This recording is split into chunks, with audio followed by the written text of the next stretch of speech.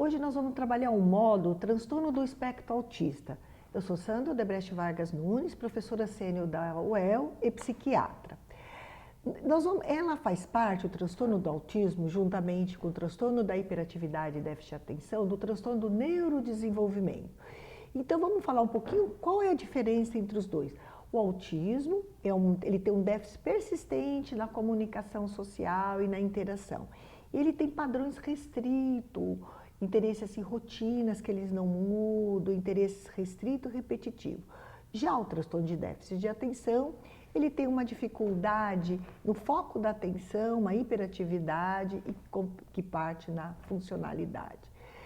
Os dois têm uma etiologia multifatoriais, tanto genética como ambiental, só que o autismo ele começa entre 12 a 14, 24 meses. O seu diagnóstico demora um pouquinho. Já o transtorno de déficit de atenção, ele começa mais nos anos escolares. Se a gente for trabalhar, como é que a gente faz o diagnóstico? O transtorno de déficit de atenção, ele tem uma desatenção em tarefas, falta de persistência, ele tem dificuldade de manter a atenção, uma certa desorganização, ele não consegue parar muito sentado, atividades motoras, e ele tem uma necessidade mais de correr.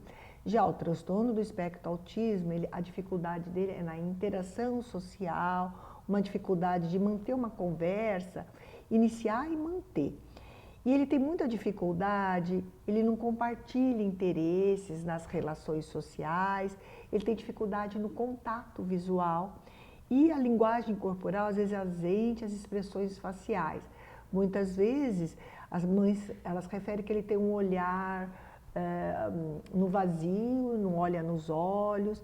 Eles têm dificuldade muito de entender o que as pessoas falam de brincadeirinhas e metáforas. Outra dificuldade que eles têm é nas brincadeiras do faz de conta. E eles têm padrões restritos, repetitivos, eles gostam de mudanças, tá? Então, se eles sentam em determinado lugar, você não pode mudá-los, tá? E eles têm interesses assim, fixo, restrito, eles focam muito em detalhes, tá? Eles têm muita dificuldade com barulho, tá?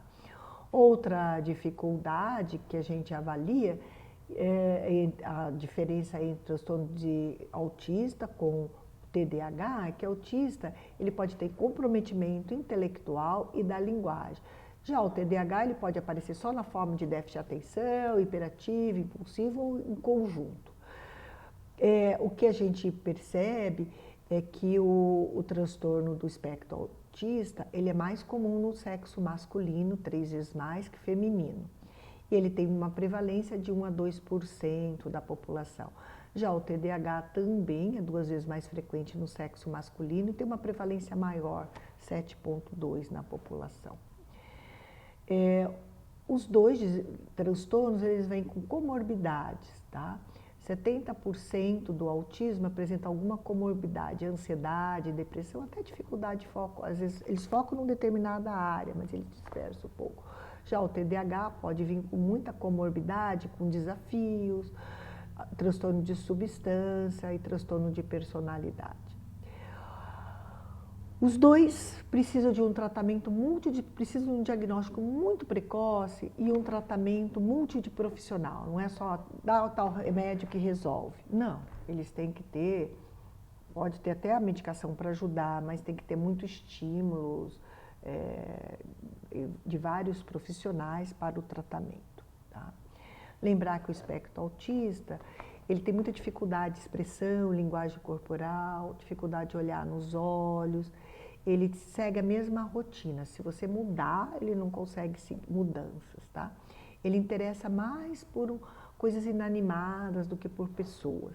Os sons e barulho incomodam muito eles, tá? Do que em relação às outras pessoas. Eles têm dificuldade de fazer uma conversa natural, espontânea, dificuldade de brincar com jogos imaginativos, jogo do faz de conta, com 10 meses que a criança faz aquele faz de conta, olha para lá, eles não fazem, não manda tchauzinho, beijinho para as famílias. E ele tem dificuldade de ler ficção. Ele costuma ter problemas em participar em grupos, porque ele tem dificuldade de fazer novos amigos e pares. Ele concentra num foco, não no todo. Por exemplo, eu tinha uma paciente que ela fala que o filho focava na roda da bicicleta, não na bicicleta como um todo. Dificuldade muito de perceber as brincadeirinhas, seguir conversa com outras pessoas. Eles focam muito mais em detalhes, por isso que às vezes eles vão muito bem em detalhes. Além do diagnóstico clínico, a gente tem algumas escalas, tanto para crianças, adolescentes e adultos, que podem serem feitas. E hoje a gente vai trabalhar também, que além disso, a professora Ana, nossa nutricionista, disse que nunca se trabalhou com a nutrição, mas além da genética, que a gente sabe que tem uma enzima que está diminuído, tanto em depressão como autismo, isso aumenta muito a inflamação. Então você tem que buscar uma dieta específica para eles, tá? Então isso que a gente gostaria de explicar, que é uma doença de ácido fólico, vitaminas B, além de todos os estímulos, tá? Então isso que é o que a gente gostaria de estar trabalhando com vocês para capacitá-los nessa doença. Muito obrigada.